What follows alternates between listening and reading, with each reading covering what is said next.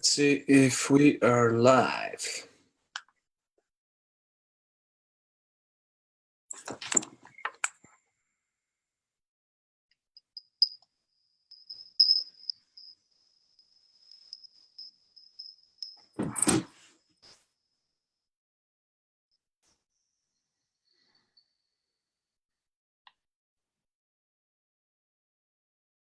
All right, and it seems like we're live. Can you hear me, Frank? I can. Perfect. Fantastic. We're going to kick it off. We're waiting for some people to jump on here. And we're going to start our interview. So, did you work today? Just got done. Ran home. Usually, do you work 6 days a week, or what's your schedule like? Oh my God, no. 5's the most that I'll absolutely do. 6 if it's Christmas time, or we're really busy at the end of the year or something like that. Maybe I'll come by for half a day for a Friday, but always take 2 days off every time, man. You'll burn out too quick. If you're there, if you live at the dealership, I couldn't do that. That's not my modus operandi. Not what I want to be. Yeah, so my schedule was Monday, Wednesday, Thursday, and Monday, Wednesday, Friday, and Saturday. Okay. Bust outs. I worked from open to close, 4 days. Yeah, when you're there, you're there. You're between the lines. It's game time. Got to stay there. Got to go. Work. That's what it's all about. That's right. I'm just sharing this to some of the groups. We've got a lot of requests. A lot of folks asked me to share this, and we're going to kick it off very soon. So, if you don't mind, please share with us your story. How did you get in the car business? What did you do before you started selling cars? I worked for a company called, it was a marketing firm called NRG. They were a marketing firm for when all the electric companies deregulated. So I worked for a green company called Green Mountain Energy out of Vermont, basically. And, we started off as, you talk to your family and friends about switching their electric bill, and you get referrals from there, and, you learn the prospectus of what the company's teaching, and, go through, and I ended up getting so good at getting referrals from, family, friends, and then, starting to branch out, that I actually learned the prospectus so well, and, explained it so well to everybody that I actually only had 2 people the entire time that I was doing it tell me no, that they wouldn't switch. And it was the Y2K at the time. I couldn't get over the whole, nobody wanted to switch. The 2 people didn't want to switch anything because of the Y2K epidemic that was going to happen with all the computer meltdown. They didn't want their information to be changed. Oh, so, I remember. And they made me basically what they would call a district manager, which is basically you're just a trainer, and you're training other, college kids or reps to, bring on their family, their friends, and, teach them the prospectus and, how to get referrals. And that definitely helped me in my business today, even still, to get referrals from back then. So why did you leave that gig? Why did you leave? It didn't feel right to me. It was more of I guess you would call a pyramid scheme. It was turn them and burn them and just get people in there. And, I felt like I was kind of giving everybody false hope by, training them. Just the main goal was to get them to switch themselves, their family, their friends, and then, they would kind of fizzle out. And that didn't seem like the kind of atmosphere that I wanted to be in. At first I thought, oh man, this is going to be great. You train a bunch of people, they'll work under you, they'll grow. And didn't really work that way. I wasn't getting the support from the management staff, I thought. And, my dad said, hey, why don't you go sell cars? You've always liked cars. I'm like, oh, well, I got a Honda in the driveway. So, let me call this ad in the Honda thing. And I called, and the guy said, yeah, come on in for an interview today. I was like, well, I'm thinking about going golfing, so maybe I'll come in next week. He goes, you know what? Never mind. Don't even come in. I'm like, oh, you know what? Wait a second. Maybe I'll just come in. So, I came in, I skipped golf that day, and went in, ended up talking to manager still there now, Bob Burns. And we got talking because he had a Mont Blanc pen and I had a Mont Blanc, and we just hit it off. And he said, you want to start Monday? I'm like, well, I'll start tomorrow. Tomorrow's Saturday, and You know, he's like, yeah, come on in. You can watch how everything goes down. And so I went in and, you know, figured everything out. And, you know, they start training and everything. And my first deal, you know, you have the salesperson that you shadow and everything. But my first deal that he helped me with was a 2-car deal. So, and he was an older guy, and he was like, this never happens. Nobody ever sells 2 cars, especially on their first turn. So my Yeah. first car was a 2-car Civic deal. So, you know, I guess I was meant to sell cars, I guess. Well, you didn't start as a actual green pea, so you knew what you were doing. Plus, you had all the signs as being a real shark with the Mont Blanc pen. Right. That was a gift. It was a gift. But tell me, how did you get to where you are today? Because obviously, even though you had a fantastic start, um, what was your first month like? The first 90 days? First month in the car business, I started March 21st of 2000. My first real month, April, I think I did 18 cars, um, which was like second or third in the dealership at that point. We had a couple pretty big hustlers at a small dealership that I was at that point, because we moved our dealership from where we were, you know, a few years ago to a bigger facility, which helped us out immensely too. But first legitimate month, I sold 18 cars. 18 cars. That's not too bad for first month. It's actually amazing, amazing. And how did you get to 200 cars? How long you've been selling cars, and how long did it take you to get to 100? 18 years I've been selling cars, 18 glorious years I've been selling cars.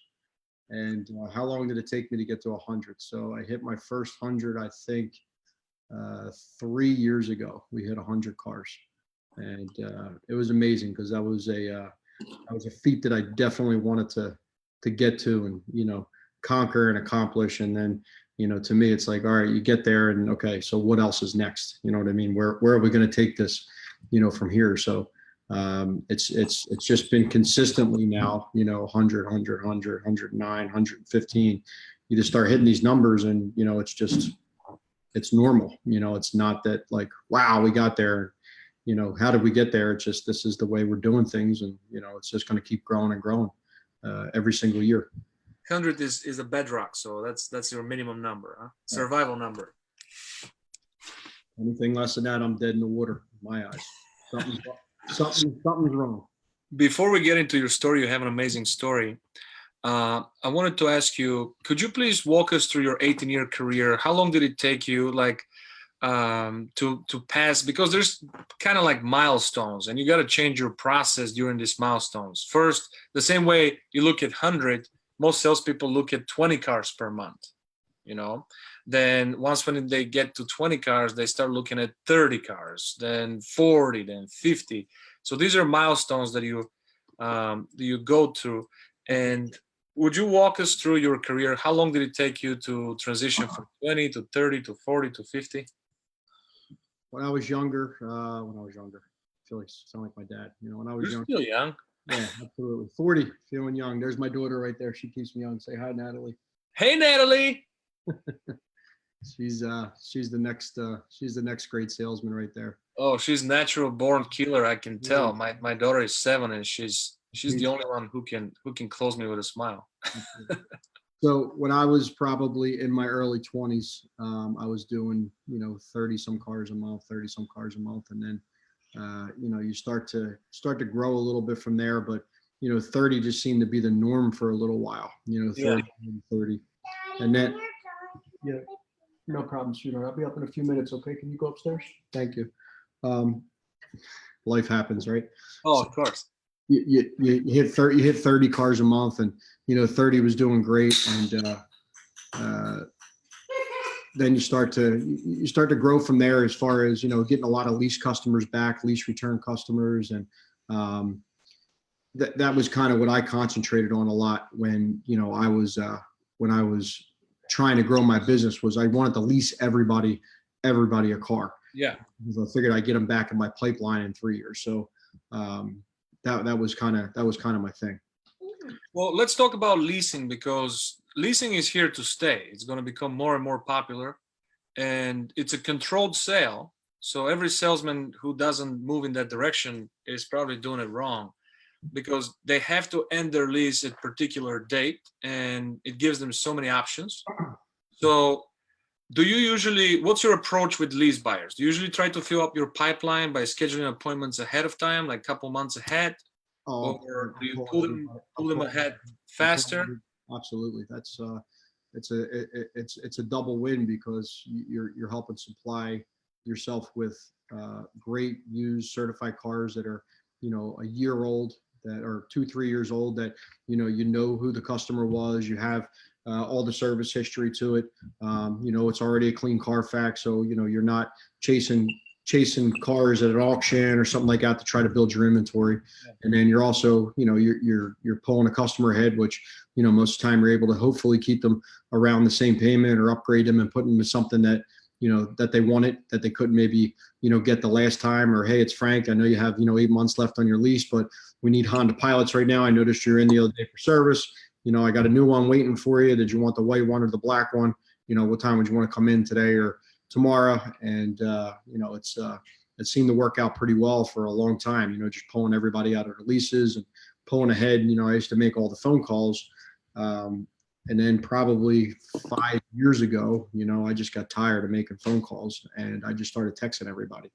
And text message has really, really, really helped my situation with everything. Maddie, can you go upstairs, please? Thank you. Do you text from your personal cell phone or you text from the CRM system? I don't even know how to text from the CRM system. my CRM is Facebook. Yeah, that's right. So Facebook Instant Messenger, Facebook Instant Messenger, text message. I mean, these are my CRMs. These are what I work with every single day. So most of your customers, you try to add them on Facebook as friends. Is the easiest way to stay in touch with them? I think it is. Okay. It's the easiest way for them to see you as a normal person every single day. They see your kids running around all day. They see what you actually do every day outside. So it makes them feel like they're more your friend. And that's kind of the way that I want to approach everything is, I don't want a bunch of customers. I mean, I want clients that feel like they're more endeared to me. They know my family, they know, what I'm doing in my spare time. And at the same point, I get to see, what their families are going through, the good, the bad. We get to see kind of everything, or what everybody wants you to see on Facebook, for the most part. So that's helped me grow my book of business phenomenally, but it's helped me grow my friendships and my relationships with everybody I have like tenfold. I'd say probably 10 to 15% of the time when someone comes in to actually buy a car, we actually spend talking about cars. Mostly everything else is, what's your family doing? The Eagles, I see your daughters in cheerleading, so it's really, people are like, how do you sell that many cars? I don't, you know what I mean? The car's already sold, and most people have everything already picked out online before they come in.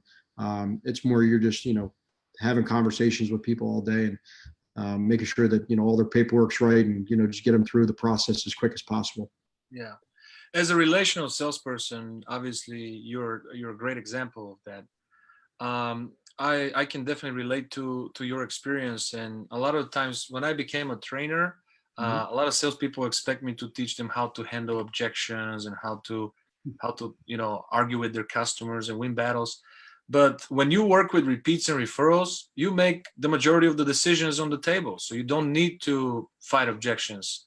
Right. Have you noticed the same thing with your clientele? Yeah, absolutely. It's like, I've been trying for a long time to try to get in shape. I've been trying to do it myself. I try to eat right, everything. And then you got your daughter, she's bringing you down a piece of pizza. And, it's, so I said, I'm going to hire a trainer, so I figured, I'll hire a trainer and he's just going to, get me where I need to be. Well, you know what? That's not really the way that things work. So you just don't go to a trainer and, you lift with them for a couple hours a week and he teaches you how to lift and you get in shape. You have to change your whole lifestyle, right? You have to change the way you eat. You have to change the way you live. You have to change your sleeping habits. You have to change your exercise. You have to change a lot of things in your life if you really want to accomplish the goal, of getting in shape. You can fall off the wagon every once in a while, but you can't fall off the wagon all the time and sit here and eat half a pizza, and skip out on the gym and, skip out on sleep and everything else. So you're never going to get there. So, I came up with a plan. I hired a trainer. He's, he works out with me, he trains me, he stretches me out, everything I need to, to do to get through my day at 40 years old. I'm not going for the Mr. Beach title anymore, just trying to feel better about myself.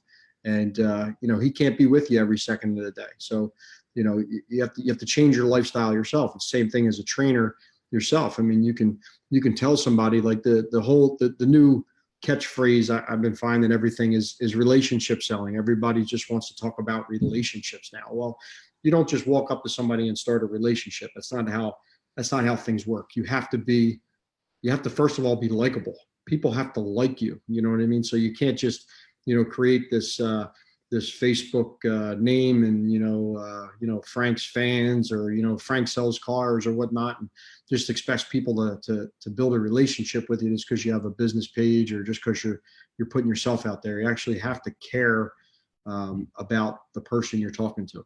They actually have to like you. You have to be enthusiastic. You can't be ho hum.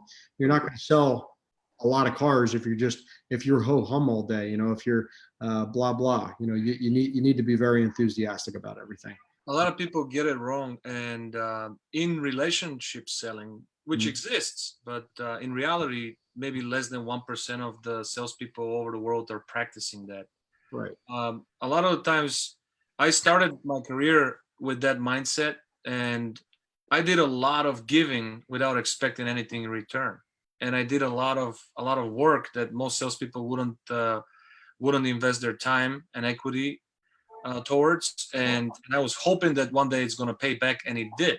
Right. So it takes a lot of effort, and as you mentioned, you can't beat care. Care is the best form of customer service.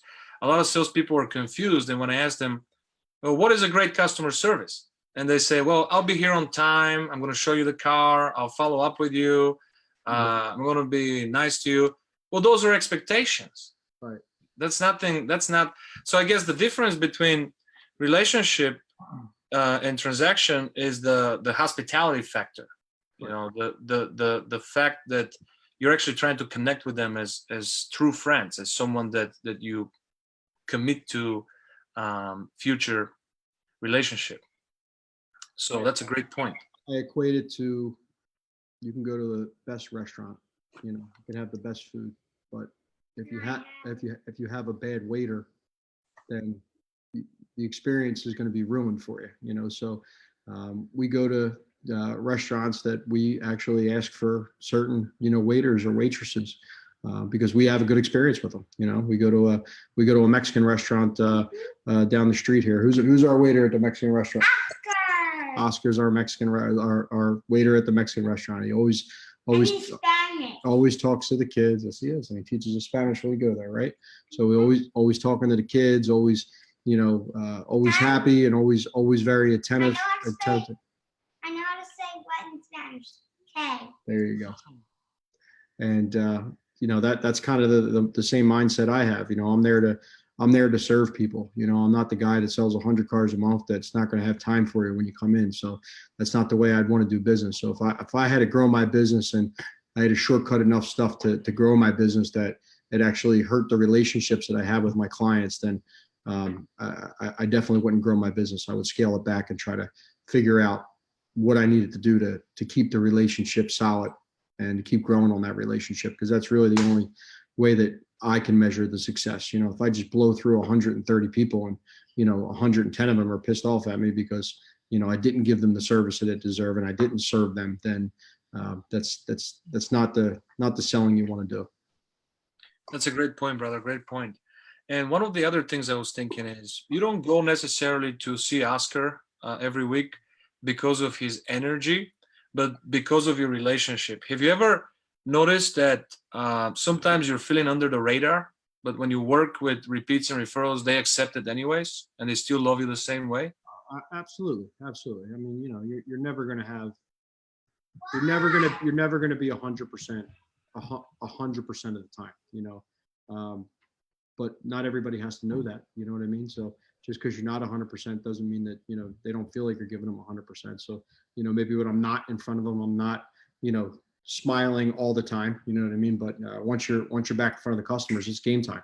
It's you got to keep the clients happy, and you got to keep them, feel like they're the most important person in the room. So you kind of do have to give it 100%, when you're in front of them. And repeats and referrals are just more flexible. They will accept some things that strangers wouldn't accept. Well, sure. If I have to change, I don't really do appointments much, but sometimes, I'll have somebody will want to do an appointment or something like that. They want to be in at 9:30, and I'll always do my best to accommodate. But, I have a client that wants to come back, for the second time and go over the car because she's not comfortable with it. Well, we originally scheduled 2 weeks ago for her to come in tomorrow at 11. Just so happens I have already 3 or 4 appointments around 10:30, between 10:30 and 11:30. So I just called her, asked her if she didn't mind coming in, after 12, and she's totally fine. She's retired. She said, whenever's good for you, it doesn't bother me at all. So, I just changed our appointment, just gave her a call and asked her if that would be okay for her. And if it wasn't, we would have figured it out. So not a big deal. That's great. That's great. And they're a lot more flexible with color, with equipment, with availability. Sure, absolutely. I mean,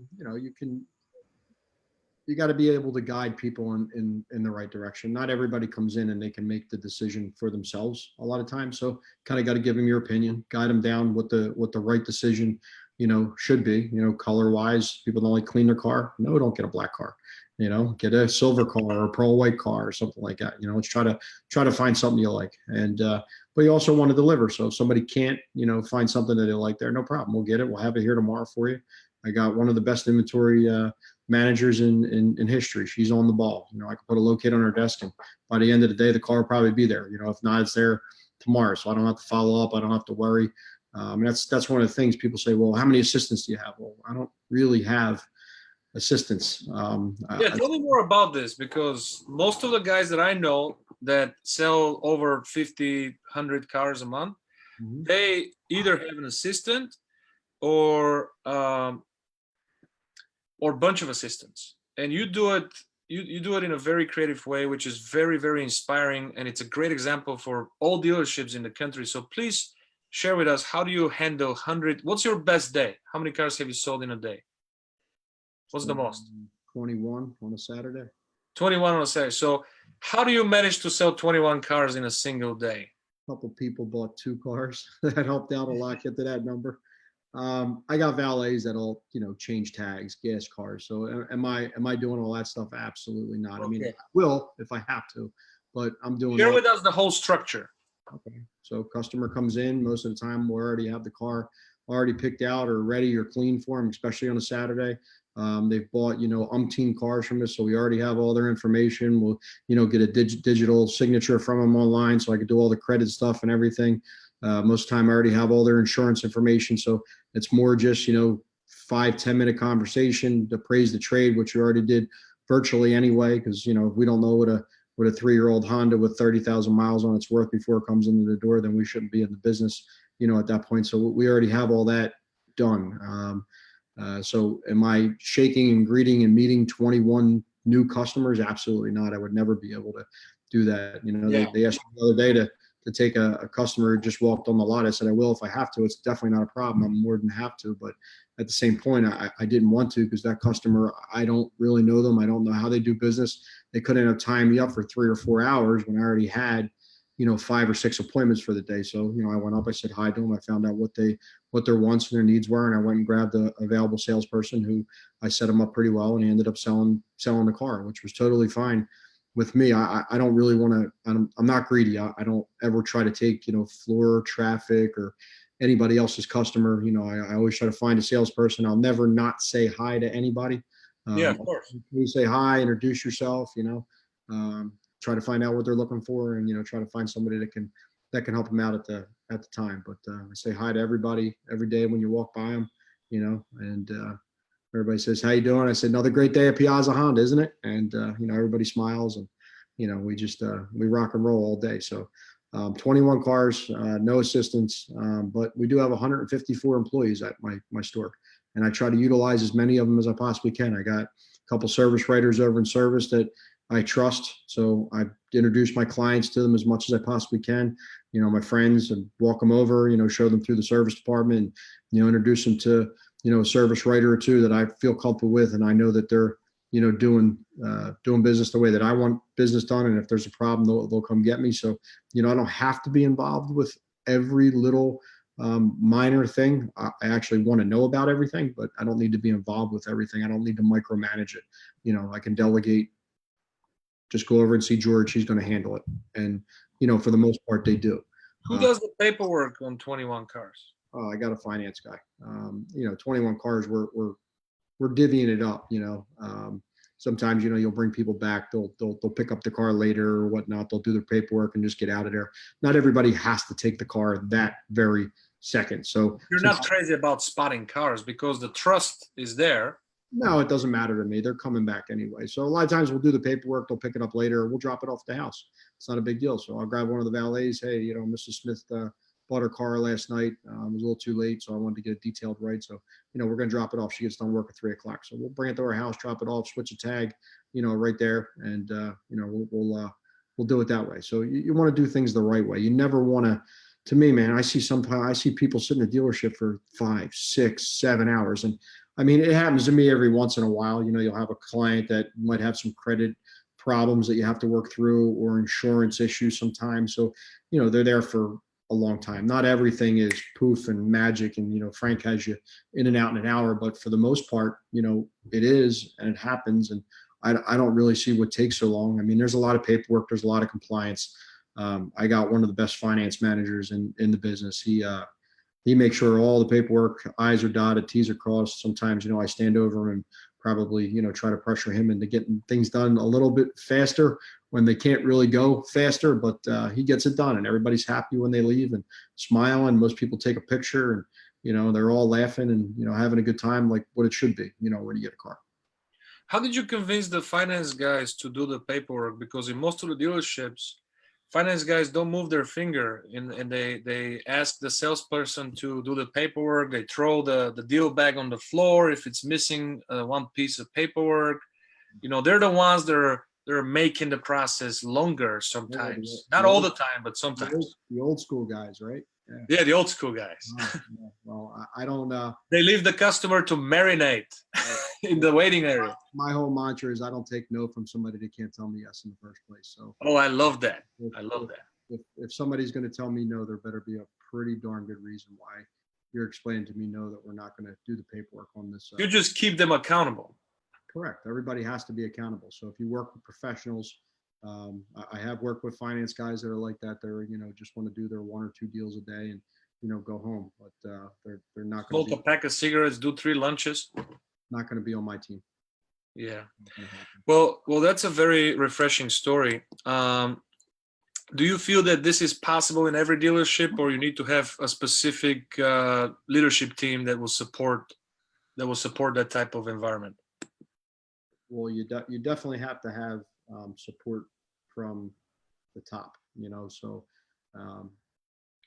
I kind of make my own support with the amount of cars that I sell, probably, I guess, but you definitely have to have the support. You can't have, managers that, are going to think the old school way and not be willing to adapt. If you can't adapt, you're going to die. Yeah. Toys R Us just went out of business. One of the biggest toy stores in the world. Toys R Us, Babies R Us. Cable's kind of going to the wayside. I don't watch cable anymore. I don't want commercials.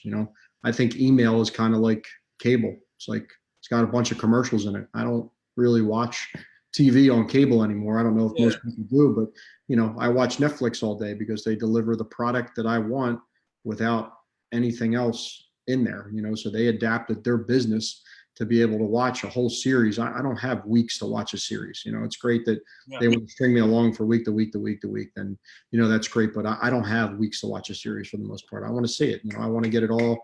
I want to get it all in. I want to binge watch it, like everybody else. Give people what they want. That's what Netflix is doing. Give people what they want. That's exactly it. That's exactly what you want to do. And they'll throw money at you. Right. You don't want to fight the process. People will pay for efficiency. So that's one of the things I provide. I said this a long time ago, probably 10, 15 years ago. I said, man, if they made a lane in the highway that you could pay for and not wait in traffic. Because I used to drive when I was at that other job. I used to drive an hour, to go up to the Yeah. Northeast to go there. And I'm like, man, I would just pay whatever it costs to just get in a lane, like the emergency lane, and just be able to drive. 200 miles per hour. And now, well, this just drive, right? Just be an express lane. And now they have those express lanes. I was going down to Baltimore to see a baseball game with my kid, my friend, and his son. And like, man, they have these express lanes, like an Easy Pass. You get on, you pay a certain amount depending on what the traffic is, and you got your own lane. It's efficiency. So why would you drive in the other lane or pay a little bit to get in this lane and be more efficient and get there a few minutes faster? Well, people will pay for efficiency. They won't pay a ton per se for the most part, but they'll pay. They'll pay a little bit to make the process move. Is the same thing as Six Flags. They sold 40% of their tickets came from that zipper package where you pay twice as much for the same value, but you cut through the line. So almost half of their income comes from these tickets. That means not only rich people see value in efficiency, poor people see value in efficiency too, convenience, Right. Time is the most expensive currency, and more people understand it nowadays. But I've always said that there's few reasons why people pay more money for the same product they can get anywhere else. And one of them, one of the strongest, is efficiency, because money loves speed. So you have efficiency factor, you have totally different experience factor. You're making it easy for your clients, that's for sure. And they definitely feel that they're dealing with the expert when they come and buy from you. Well, that's one of the main things. You have to be able to have that confidence in when they're asking you a question, because if not, they'll get it somewhere else. So if you don't already know the answer, you better find it out for them right away, and don't give them a BS answer. Make sure you're giving them the real, answer to everything. So, I have people that, they come in and they've been shopping for a car, and, they can't get approved, and we're going to do our best to do it, and, I'll give them the guidance. Hey, I have a credit guy that I work with, and he's helped people immensely. There's a lot of credit companies out there that'll say they'll fix your credit. Nobody can really fix your credit.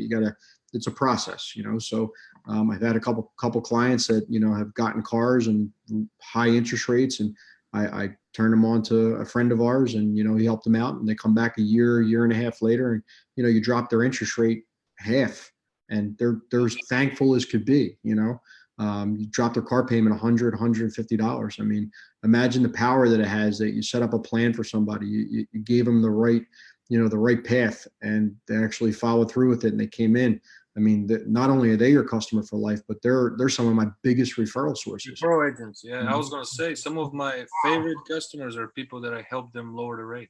Right. Go talk to Frank. He actually did what he said he was going to do. He didn't BS me. He didn't, say come back in a year and a half and, and we didn't help you, or come back and, I wasn't there, or come back and I pretended like I didn't know you. So, Yeah, totally. Well, it makes more sense to us, because it gets, the deal is easier to buy. There's no bank fees, it makes it easier for us to sell and make more profit when we improve their situation too. So it's a win-win.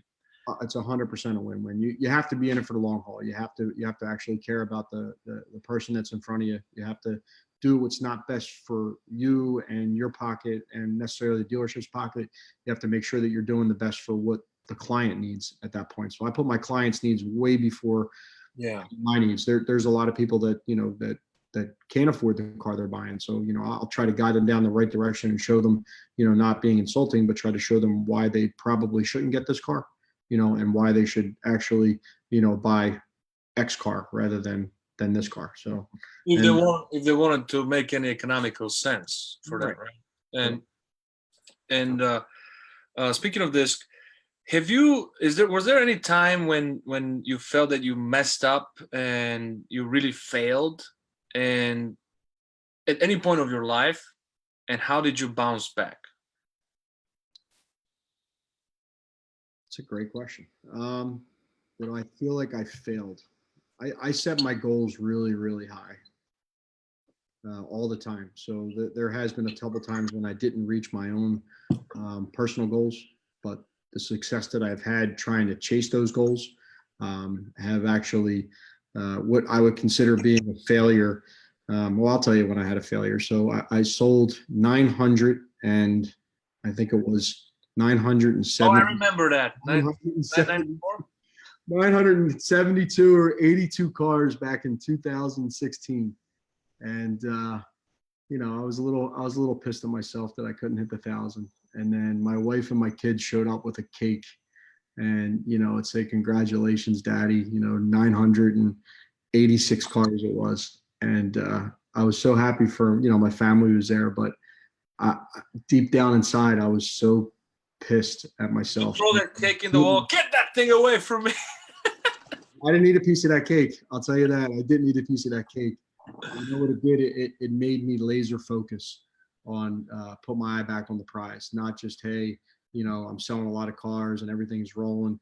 I actually refocused my goals and I came up with a plan. So came up with a plan of how I was going to get to 1,000 cars. So the next year was 2016. I did sell. That was 2015. 2016, I sold 1,000.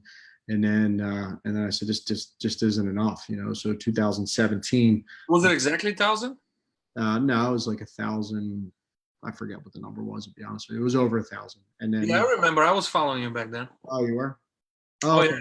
So my 1,000th car, I actually, it was 1,000 because my 1,000th car, I actually, everybody wanted to know who was going to be number 1,000. So I kept putting up signs. Yeah. 97, 99, and everybody wanted to know. And I didn't tell anybody. I didn't even tell my wife because I didn't want her to, talk me out of it. Not she would, but I didn't want to tell anybody. So I actually ended up buying my mom a car, and I drove it to her house on Facebook Live. And was that number 1,000?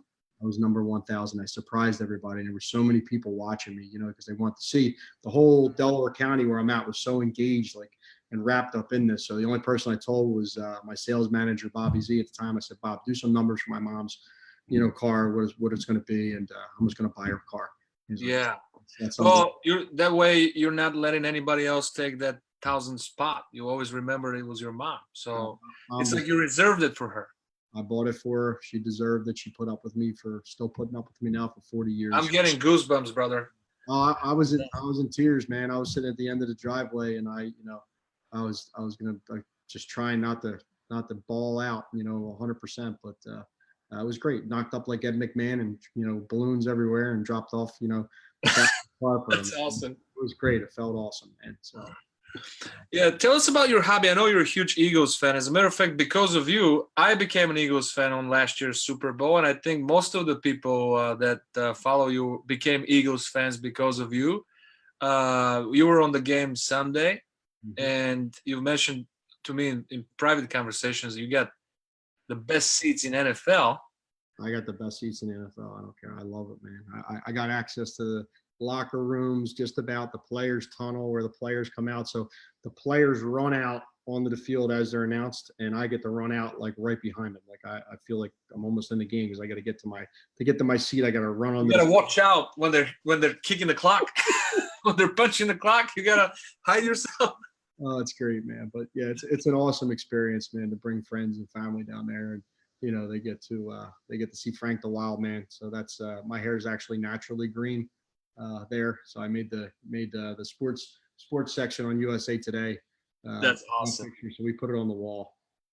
Do you know? Do they know what you do? Do they know that you sell cars? I think they think I own the dealership. I don't know, actually. So many of these other, because I'm one of the only individuals that own seats down there. A lot of them are big corporations and businesses. Yeah. I'm just a nutty Eagles fan that loves the game and loves the Eagles, so when you go there, do you try to prospect, or you just go, you're a fan? There's a lot of guys, actually. Well, the Eagles themselves, some of I got friendly with a lot of staff down there, and a lot of their staff buys cars from me. They've sent me a bunch of customers from the Eagles organization and their family. So yeah, definitely. You're always networking. You're always telling everybody what you're doing. I ask everybody what they do. For the most part, I want to know. I actually care. I want to know. The guy I'm sitting next to, what he does. So one guy owns a billboard company that sits next to me. The other one owns one of the biggest construction companies in Philadelphia down there, and they've actually both sent me customers. And my one guy's still trying to sell me a billboard. I'm not really a billboard guy, so I think he's the guy that thinks I own the dealership. So we could safely say we could safely say we're not even in the car business. We're in the networking business and relationship building business, and that never stops, right? Well, it can't, it shouldn't. If you want to grow as a person, as as a car salesman, as anything in life, you need to grow your circles. So my circles are, as many networks as I can, get myself into. I want to surround myself with successful people. So all these people that are down, at the Eagles games and they're running businesses, or they're making big money. I'm trying to not just pick their brain. I'm trying to get friendly with them, because same thing.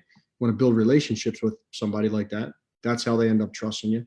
That's how you get to pick their brain a little bit more, rather than just sit there and question somebody at an Eagles game, or question somebody when you're out. You try to see if you're compatible with that person, as far as building a relationship or building a friendship, or whatever you can get out of it. And hopefully by that you'll be able to grow your business, but you'll be able to get different aspects of how they're doing business, different perspectives.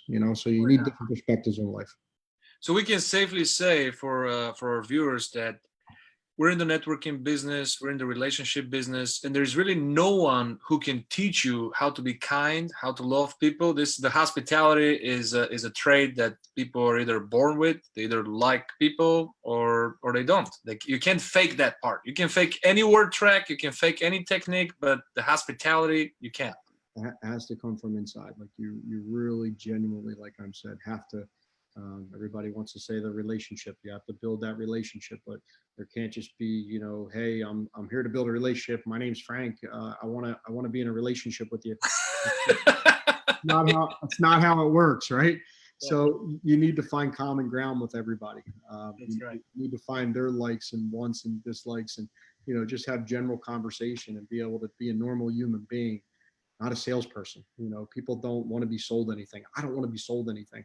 Sometimes I need a little shove to get me going at certain things, but I'm pretty easy. I'm a lay down. I don't negotiate a lot of things anymore. I mean, somebody gives me the service I need, they provide me the information that I want, and I see the value in it. I'm heck yeah, man. I'll take it. I don't care. It's about time for you. It's about time. Let's do it quick. Right. I have a lot of guys that I do business with, and the only reason that I do business with them is because I trust them. They go over and above for me. I got a jeweler who drops anything off that I need at my work. He picks stuff up at my house. I got a problem with a ring that I didn't even buy from him, my wife's wedding ring, and he came and picked it up, fixed it, cleaned it, and I refer him as much business as I can. One of the things that I used to do is I used to keep a big binder at my desk. And every time when I get a client, I will tell them proactively, how can I help your business? I need you to come with a brochure, give me your business card. Let's set up a little page for you. And I would share this kind of like an evidence menu with my other clients. And I always did business with the people that buy cars from me. So if I have 10, 15 restaurant owners, I would go to their restaurant. So that way they feel that feeling of reciprocity is real. And now they want to protect me as a client too, because I'm one of their best clients. So that I sponsor a lot of things in the community. So you actually have to be a part of the community. I got a fighter, Joe Pfeiffer. He actually worked with us for a little while. Sales wasn't really what he wanted to do. The guy, he wants to be, he wants to fight. So I've been sponsoring him, and I go to all his fights, and there's a ton of people down there, and they see me sponsor him, and they know who I am, and from Facebook, and maybe don't get to meet me any other time. So I go down there, there's 2,000, 2,500 people, and I'll end up knowing a quarter of those people from Facebook, and I'm not one of these people that are gonna see, oh, I know that guy from Facebook, and turn around and run. I'll walk over and say hi to you. Hey, I seen you on Facebook, seen your kids, what they're doing, just have a normal conversation. So you need to be able to transition from the virtual world to the real world without being a lot of awkwardness. You know what I mean? So to me, that's might be one of my best attributes is I actually try to remember a lot of things about you, and if I can't, you can always look at your encyclopedia of everybody right on Facebook, and then go over and have a conversation with them. But if you see somebody that from online, go over and talk to them. It's crazy, but I see people like kind of scour away because they act like strangers. Right. you know, They're talking on Facebook, but they don't talk in person. how could you comment on every one of the things that I put up and then not come over and say hi? It wouldn't make Or any act awkward. You know, like create that awkwardness. Yeah, I don't know what that feels like. I think I Hey, created. let's talk about risk. Do you risk a lot? Do you risk? How did you learn to embrace risk taking? And do you even risk? Oh yeah, absolutely, absolutely. So I have a lot of business ventures that I do outside of um, selling cars. We buy houses, we flip houses, we rent houses. I have a small business lending that I'm a part of. I have a lot of things that you diversify your risk for money in life. As Car business? What's that? Do you take risks in the car business? Yeah, absolutely, sure. I mean, there's always a risk. You're putting yourself online. You're putting yourself out there. You're doing interviews with you right now. You could ask me anything. How do I know? It's risky. There's risk right now. I might be upsetting somebody with my pink tie that I wore today. I mean, you're always taking risks. You have to manage your risk.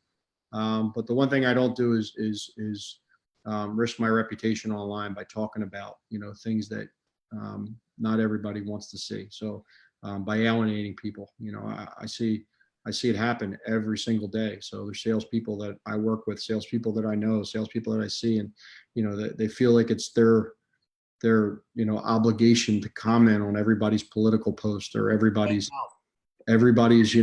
racy post. Man, you're just going to hurt yourself. Even if you can't see it, you're going to alienate at least X number of percentage of the people who would buy a car from you, because just as many people are going to agree with you anymore, they're going to be the people that disagree with you. So I try to save those conversations for my close friends, family, and that's it.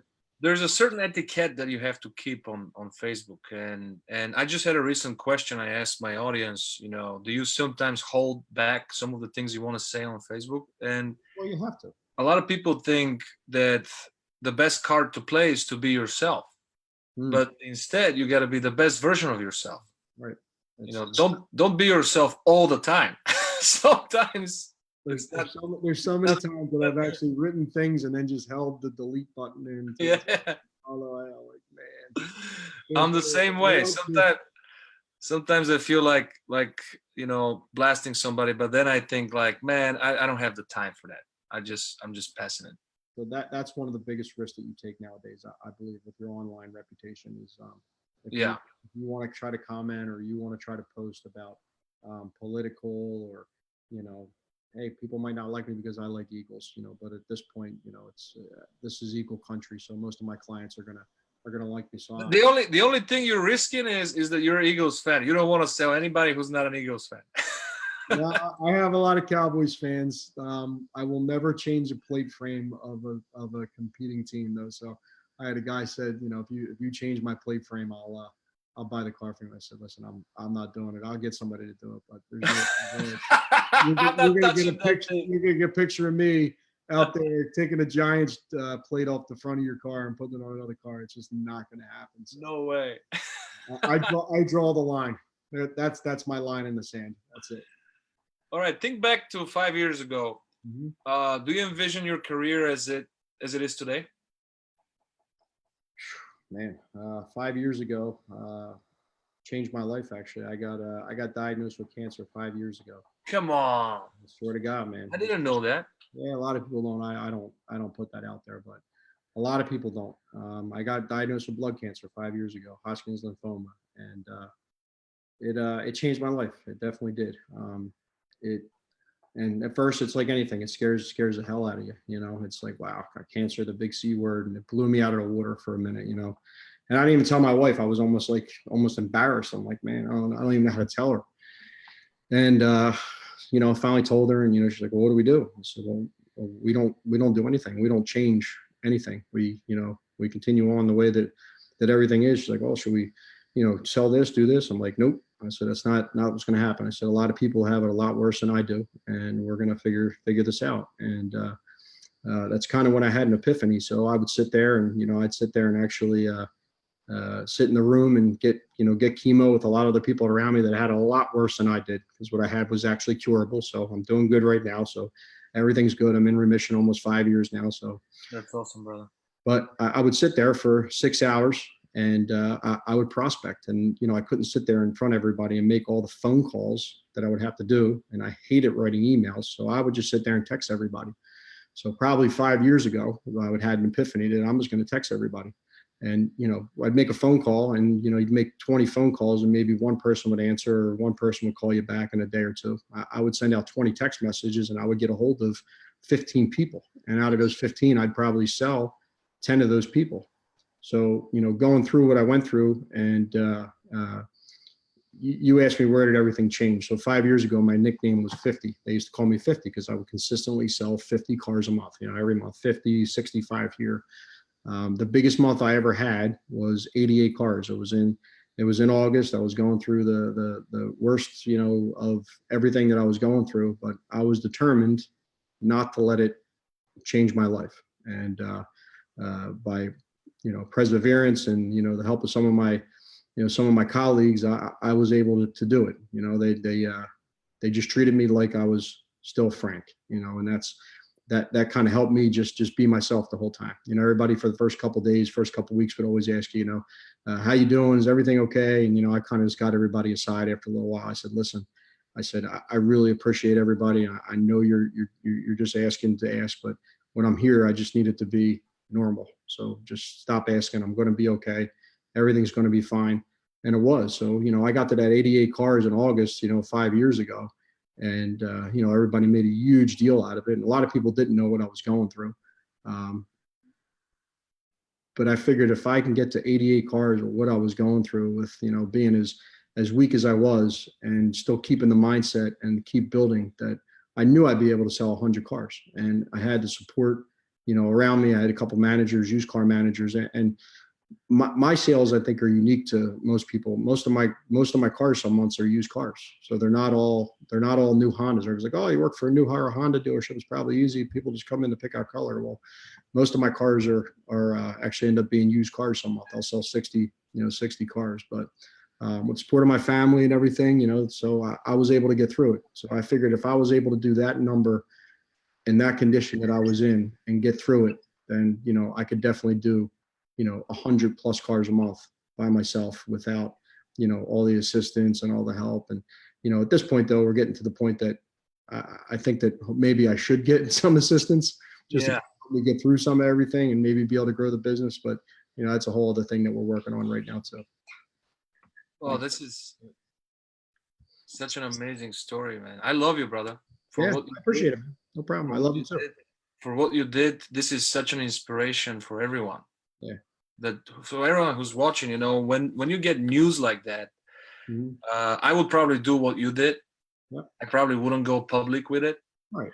But I support people that go public with it too, because we just recently had a lady. I don't know if you know Michelle from Quick Page. Yeah. And Absolutely. she had gone public, and it was the best thing that she did, because we were able to create this positive energy and help out, and it's pure love. Right. But some people will take your approach, and you have to be really strong mentally to do that. I didn't want to show any weakness at that point in my life. That was I was the guy selling a lot of cars, and everybody counted on me. And I don't know if I took the right approach, at that, but Well, it did work out. I would say it worked out. It worked out for me. But to me, I didn't need anybody feeling bad for me. Like I said, I knew there was a lot of other people in life, in my dealership, around me every day when I was going through that. But the proudest part to me is I never miss a day of work. So I'd go in and I purposely made my appointments for, chemo every week to go in. So it was like 6-7 hours. So I'd be the first one there at 6 in the morning to do it so that I can get to work, right after. So I'd come home, was right around the corner of my house, come home, shower, throw my shirt and tie on, head right to work, like nothing was happening. And well, in reality, this is a personal fight. It doesn't matter how much support you get. If the whole world is like, go Frank, go, if you don't do it internally, if you don't do it here, right. Everybody can be with you, but if you don't want it, if you don't want the survival, then greatest book I've ever read, the Little Train That Could, right? The little train that could. A little engine that could. So, Yes. I think I can. I think I can. So, That's I awesome. think I can. You mentally convince yourself that you're going to do it, and then you set yourself up a plan to actually do it, and then you execute the plan. And once you execute the plan, then you figure out a way that you're going to hit the goal. So, it worked out for me. Absolutely did. That's a great inspiration to turn adversity into trampoline. Which sales or leadership skills were the most difficult for you to develop? Follow up. Follow up. To this day. Follow up. Yeah. That's where the money is at, though, right? It is. It is. At some point in your career, you stop being the hunter and you become the hunted, if that makes sense to you. So like I used to go in every day with this plan of, oh, I'm going to make all these phone calls. Well, it doesn't usually work out that way anymore. It's You more can't really testament plan to- your day in the car business. What's that? You can't really plan your day in the car business. So many times I'll do this, that. You grab a customer, you're out for 5 hours, you're done. The follow up was my weak point, and the same thing that I adapted with the text messages that instead of making the phone call and, hey, this is Frank, just want to make sure everything was great with the car. Everybody has my personal cell phone number, so I would make sure that I touch base with everybody before I leave. I'd store it in their phone back in the day. Before there was Facebook or whatnot, you had somebody's phone in your hand and you're programming their Bluetooth. You're sitting in the driver's seat and you're programming your Bluetooth. The first number I would program is Frank Honda. So they wouldn't have to remember my last name, have to remember anything. They bought a car at Honda, they could search Honda, they could always find me. So every time that, I program somebody's phone, I put it in there and I text them, so they had my number in there, come up as a name. So that would, kind of endear that customer, to me even more. They have my personal cell phone number, 484-368-9000. Call me anytime. So, the 9000 number, everybody for the most part thought it was a dealership number. So my phone used to start ringing at 6 a.m. in the morning for service. So instead of me saying, hey, no, this isn't service's number, I would say, no problem. Hold on, Mr. Smith, how's your car, by the way? You're coming in for an oil change, stop by and say hi. And hold on 1 second. I just basically pretend like I was at the dealership and just transfer the call to service, to the dealership at that point. Never told anybody that wasn't the number. That's not my job. No, right. You tell somebody it's not your job, then, they're going to fire you as a salesperson. You don't have to worry about firing the customer. You fired yourself at that point. This is what you practice, though, and that's why the team supports you, because you're accountable. You take responsibility for your job, and I had the same situation with my boss, and I had at the dealership. So many times we would go on a meeting, and I would ask him, why doesn't everybody just do their job? That'd be great, wouldn't it? And he would say, well, not everybody is like me and you. Most of the people don't want to do their job.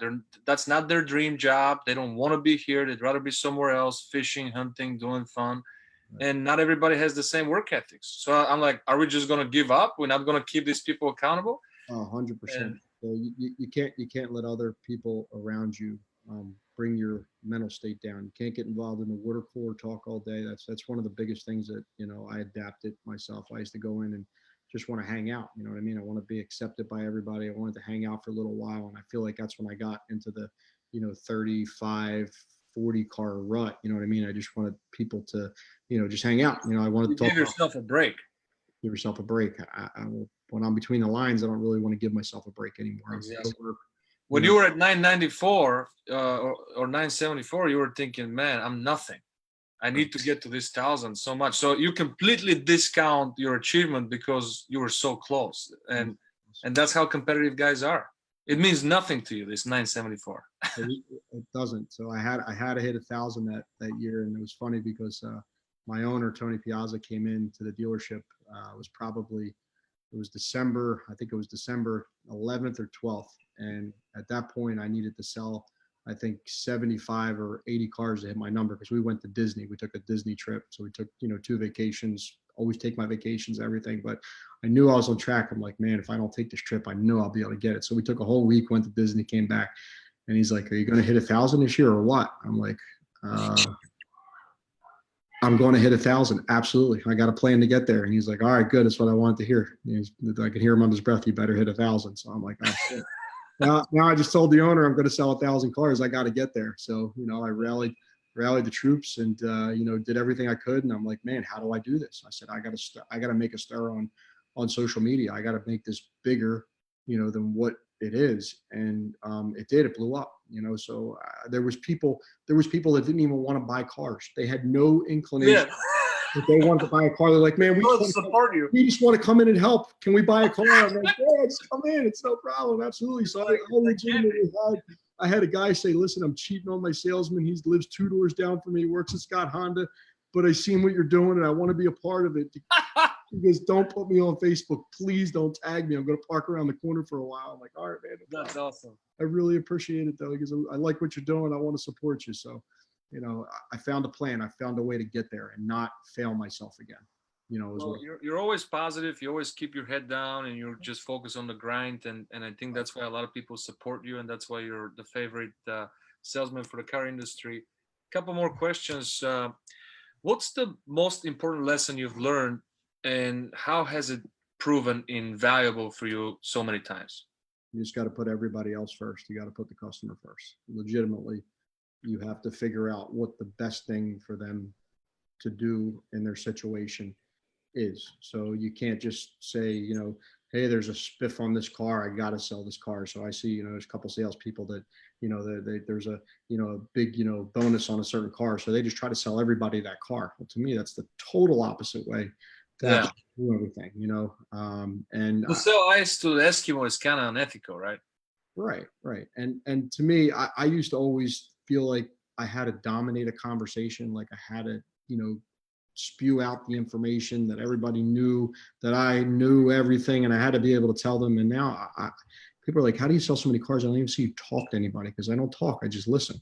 I listen to what everybody's saying, and by listening and actually, being able to listen to what their wants, needs, what they think they are, I can either guide them down the path that they think they should be, or guide them to the path that, get them to realize why that's not the right path, and bring them around full circle. Specifically with senior citizens, listening works really well. Like I had 100% closing ratio with people over 60, and it was because I would listen to their story. I would ask them questions. Right. At 65 years old, how many times have somebody tried to sell you something? Like, they don't need to be sold. You know what I mean? So they're looking for somebody to listen to them. They understand what they want, and just walk them through the process. They got the money. To them, it's entertainment. To them, it's cool. They're excited.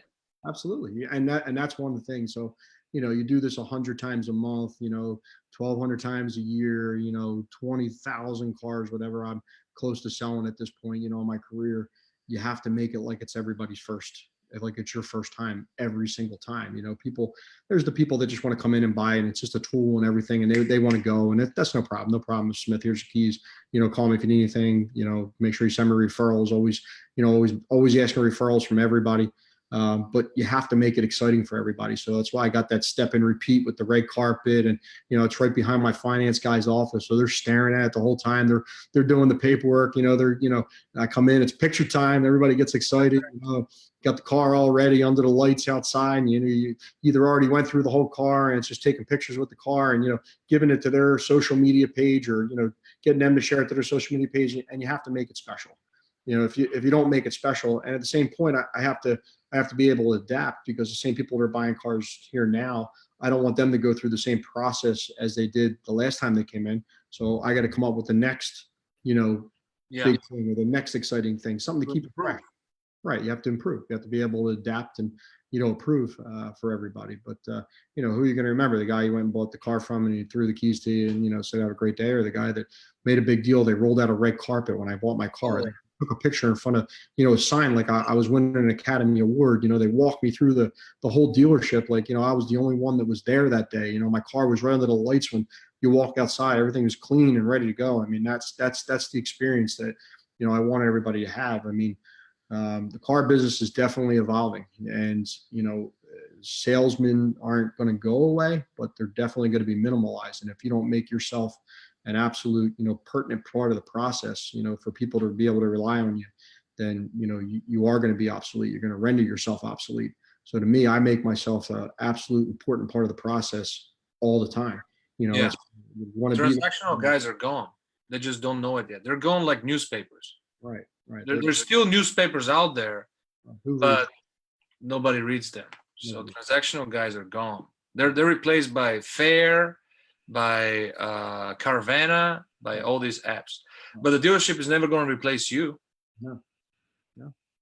So let me ask you about.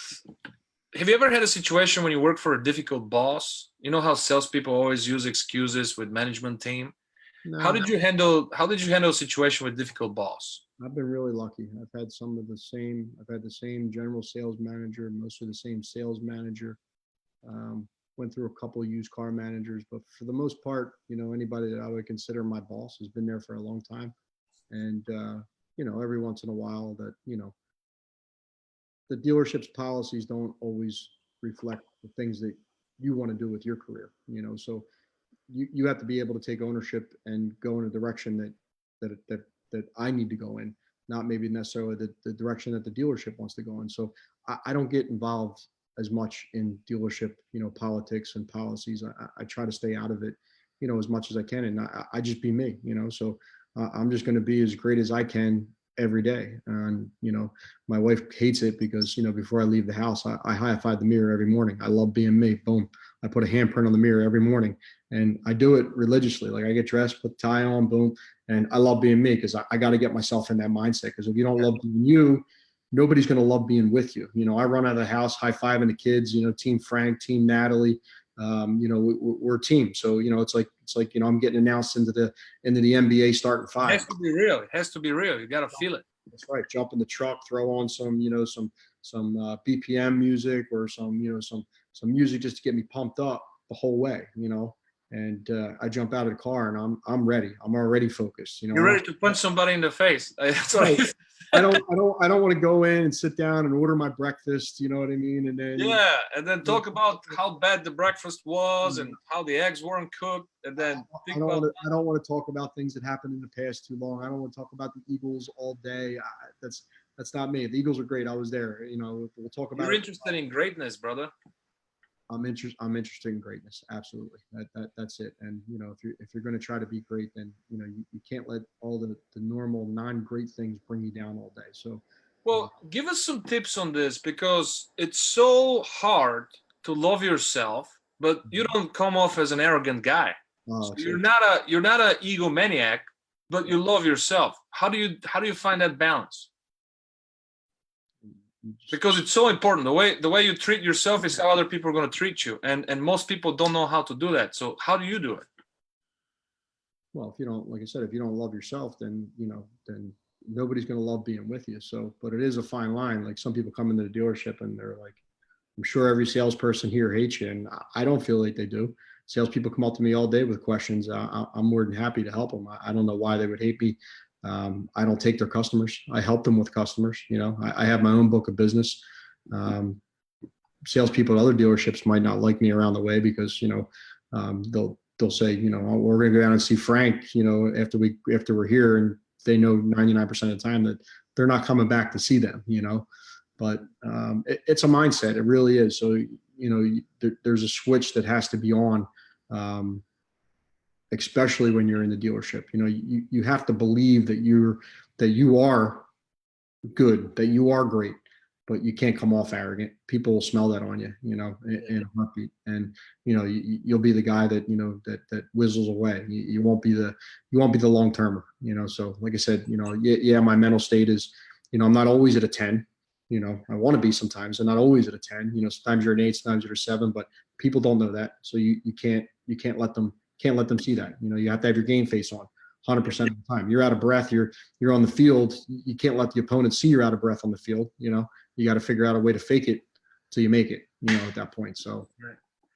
Well, how can salespeople who want to get to your level ask their boss not to be micromanaged and work their own deals the way they want to? The desk would give me deals, and I would just kind of roll the paper up and just walk out and just have a conversation, with everybody. I did used to have a desk manager, and he would, sit there and, say, here's the numbers, and here's what I want you to say. And, what are you going to say when you go out there? And I would say, I don't know. I don't know what I'm going to say. I'm just going to go out and have a conversation.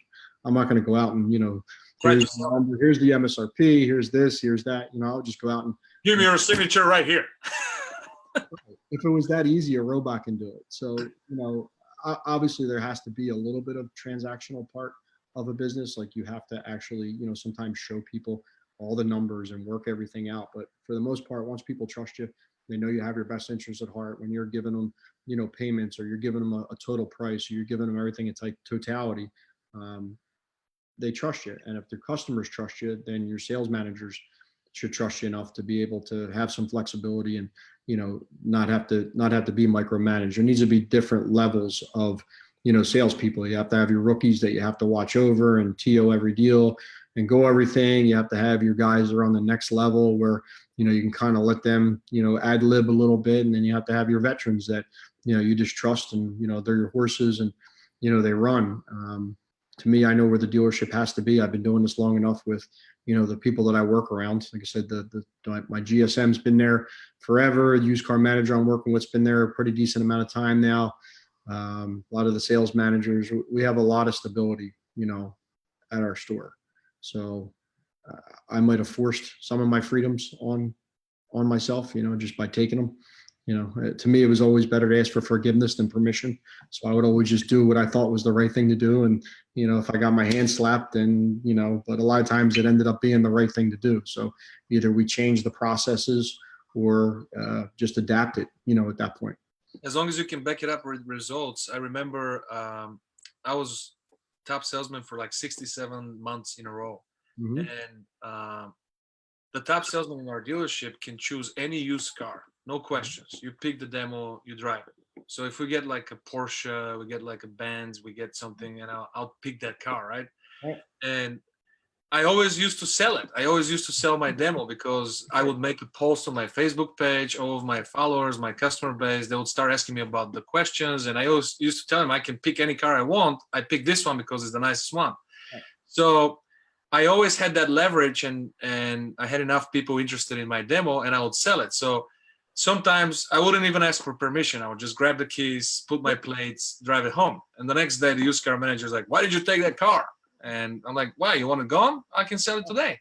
I want to drive it for. I want to go to the restaurant on Friday with this car, but I can get it. I can get it moved today." And not too many salespeople can say that in the dealership. You know what I mean? So kind of leaves them with no response. Absolutely. There's always rules and there's always limits, but there is different rules for different people, 100%, because of the trust factor. So you can't trust everybody implicitly. And at the same point, you don't want to walk around with that arrogance of I can do whatever I want. It's definitely one of the reasons that I'm allowed to do what I do, is because the people that work around me, work with me, work above me, work at the same level as me, know that I have the dealership's best interest at heart when I'm doing. They trust you. They're fully aware of your skill set, and that's why they don't doubt you. And I think I had the same relationship, so we were lucky with that. I never grab a manager to help me with a problem unless I really need it, because I need to be able to. I'm the person that sold them that car. I'm the person that they have the relationship with. I'm the person. So I see some salespeople that have been there forever, and every problem they'll run to a manager and get a manager involved. That okay, great, he's a manager, but they don't know him.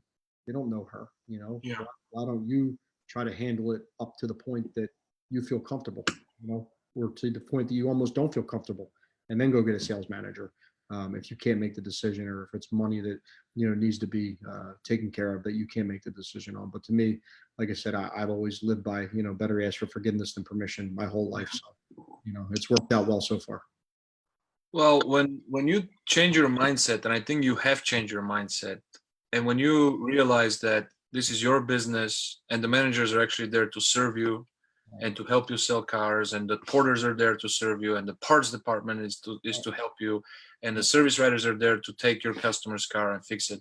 And when you see it as, hey, I'm not an employee here, I own the place. When you look at it this way, if you just play that mindset, then it's so much easier, because if you were the owner, how would you ask the manager to help you? You're not gonna treat him like crap. You're gonna go there and ask him like a human being, right? So as long as you do that, I want to be so much easier. I want to be the face of my business. And a lot of people always say, well, when are you going to get your own dealership? I say, well, I already have it. Piazza just supply me with all the inventory. They pay all the overhead.